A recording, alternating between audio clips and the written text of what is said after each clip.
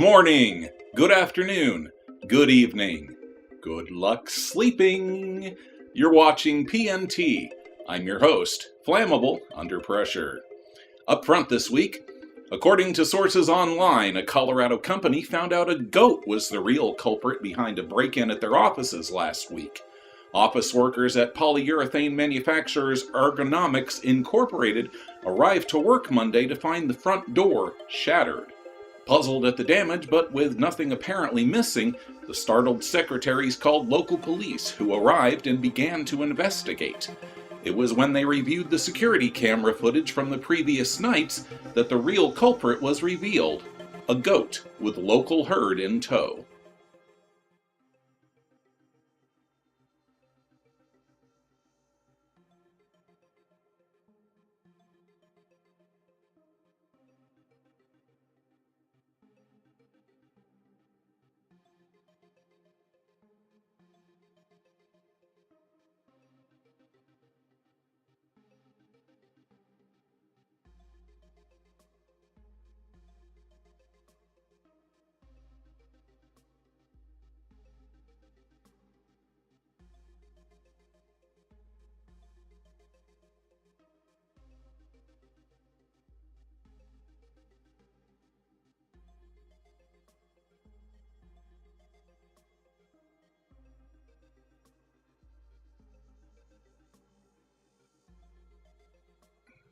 The now viral video shows the ram repeatedly attacking the front door and windows of the business, even going back for more as he shatters his institutional opponent.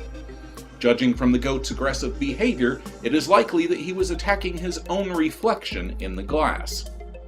Business owners report that they are wondering how best to explain the incident to their insurance company and are unsure if they even offer goat attack coverage. As for the Randy Ram, it was seen finally shepherding its flock away from the scene of the crime, and officials are not planning on pressing any charges at this time. From glass-shattering goats to lazy law enforcement robots, our next story takes us to Washington, D.C., where, according to online sources, the coming robot takeover may just be slightly delayed. As shown in this image posted on Twitter, a 300-pound autonomous security robot patrolling Washington, D.C. office building decided to chuck its responsibilities and apparently go for a swim. The K5 Nightscope robot apparently had difficulty with the steps surrounding the fountain it was later found face down in, cutting its planned patrol pattern short. It took a team of 5 office workers to remove the decidedly non-submersible machine from the fountain, where it will be returned for servicing. Twitter users immediately began making memes of the android's aquatic adventure, and PNT must admit that it makes us wonder, what are our chances if the robots don't even want to be around? From suicidal circuitry to mysterious sightings in Cornwall, our final story in our weekly roundup of the weird takes us across the sea and to the United Kingdom, where multiple sightings of a shimmering black object hovering in the sky have caused quite a stir.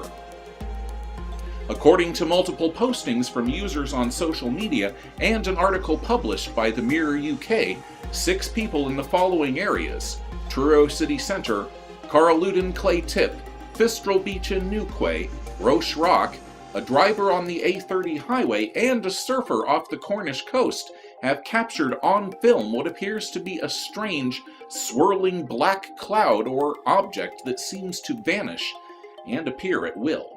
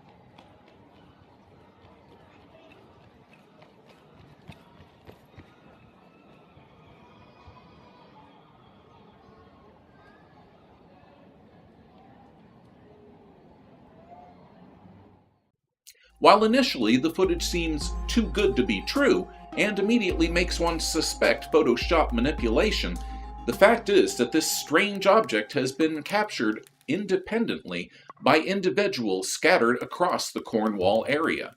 This makes hoaxing unlikely.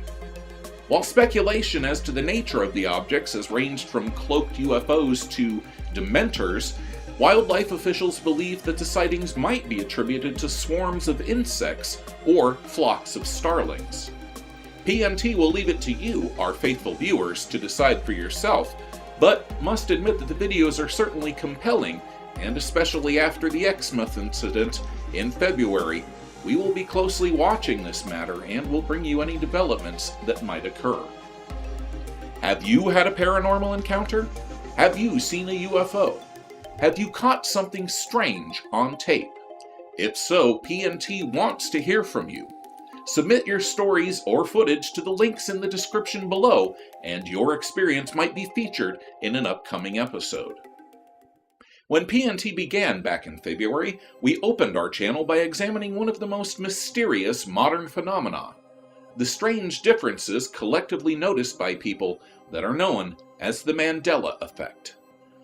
Given the response and the time period and the depth of the subject, PNT is pleased to bring you another Top 3 Mandela Effects. We'll also be performing a little experiment on the lesser-known Mandela Effects, faithful viewers, so keep a pen and paper handy throughout so we can see how you do later.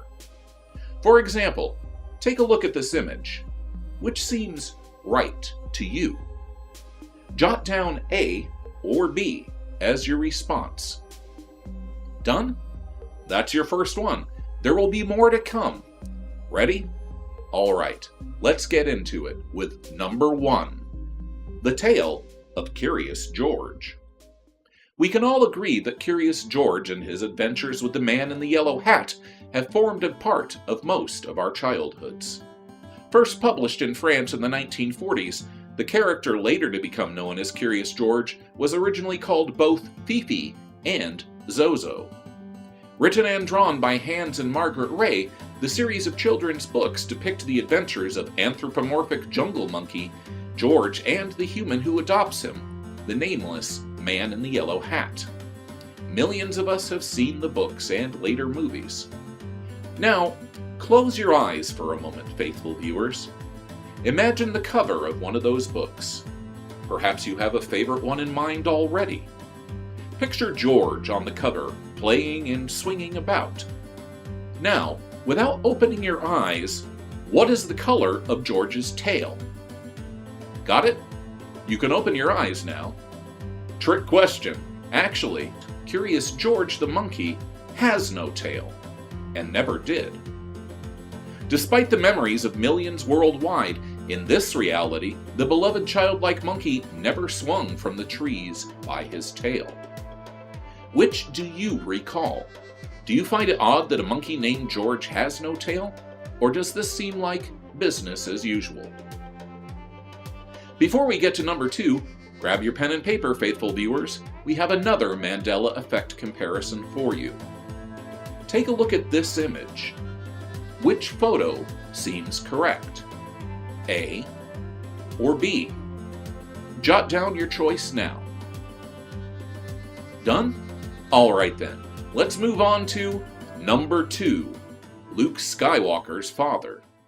Ah, Star Wars. Who doesn't like to escape to a place a long time ago in a galaxy far, far away? Since the original film's debut in 1977, fans have been rabid over the details of George Lucas's original trilogy. That's what made one of the biggest cinematic reveals of the 1980s so indelible in the public consciousness. We all remember The Empire Strikes Back, the darkest of the original trilogy. Who doesn't whisper along as Darth Vader stretches forth his fist towards the son whose hand he has just cut off and intones, "Luke, I am your father." Exceptional parenting skills aside, that's not how it happened. According to the footage in this reality, the line is, "No, I am your father." Which is correct? Which seems less jarring to your memories? Do you even care enough about science fiction to relate to the question? But it's more than just movie nerds who believe that the infamous line should begin with Luke. Even the voice of Vader, James Earl Jones, has gone on record stating that this is how he remembers recording it. So is this just another case of mixed up memories, or is there a grave disturbance in the Force? Grab your checklist again, faithful viewers, and take a close look. Which of these Mandela effects is the way you remember it?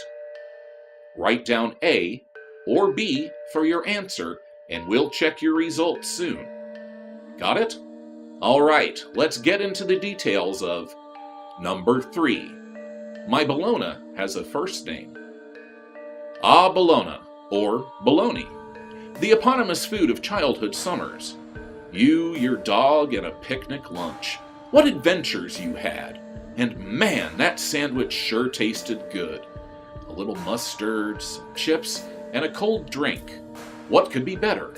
Heck, chances are you're even singing the song in your head right now. My bologna has a first name. It's O-S-C-A-R. My bologna has a second name. Hold it. You just finished the line, didn't you? But what did you sing? How do you spell Meyer? M-A-Y-E-R or M-E-Y-E-R? Listen closely to the original. C-A-R. My bologna has a second name. It's M-A-Y-E-R. Oh, I love to eat it every day. And if you ask me why, I'll say, 'cause Oscar Mayer has a way with B-O-L-O-G-N-A. Well, at least we can agree on the spelling of bologna. For millions, an A is clearly heard. For others, it's an E. So which is it? In this reality, the delicious sandwich stuffing is O-S-C-A-R-M-A-Y-E-R.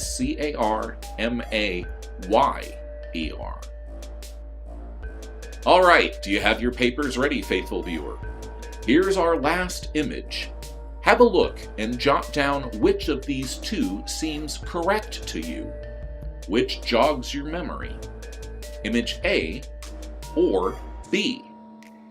Write it down now and we'll get to those results in just a moment. So what is causing these strange and jarring memories? Have we opened portals to other worlds without realizing it, slipping through the cracks of realities? Is human consciousness itself to blame, with such things as pareidolia making us see things that aren't really there? Are we participants in a simulation, with some few of us able to discern the subtle changes in the virtual world around us? If so, then who is pulling our strings, and to what purpose? We may never know the real source or cause of the Mandela effects experienced worldwide, but we can all agree that they provide a glimpse into a universe of endless possibilities. All right, let's get out those checklists and see how you did, faithful viewers. Our first image was of the breakfast cereal Kellogg's Fruit Loops. How do you remember the box? Did you choose A or B? If you were born in this reality and enjoyed a delicious bowl of cereal, you chose B. Our second image is of beloved Pokemon monster Pikachu. But how do you remember his tail? Was there black on the end of it, or not? While some distinctly remember it the other way around, in this case the correct choice is A, because Pikachu has no black on the end of his tail. Our third image might have made some of you hungry. Those crispy, crunchy chicken sandwiches by Chick-fil-A. But in which reality did you buy your snack? If you chose B, you're living in the real world. Our last image was of Bugs Bunny and those beloved Looney Tunes. But which logo is right? Are these creatures of ink and paint musicians carrying a tune, or are they proud of their cartoon heritage? In this reality, it seems, at least, that Daffy, Porky, and the rest are all closet musicians, because B is the correct choice. So how did you do, faithful viewers? Are you living in the same world that you remember growing up in? Regardless of the outcome and which reality you might be from, we at PNT would like to thank all of our faithful viewers for tuning in to our show. We thank you for watching and ask that you click like, share, and subscribe below. I'm your host, reminding you to keep an open mind, because a closed one shuts out the truth.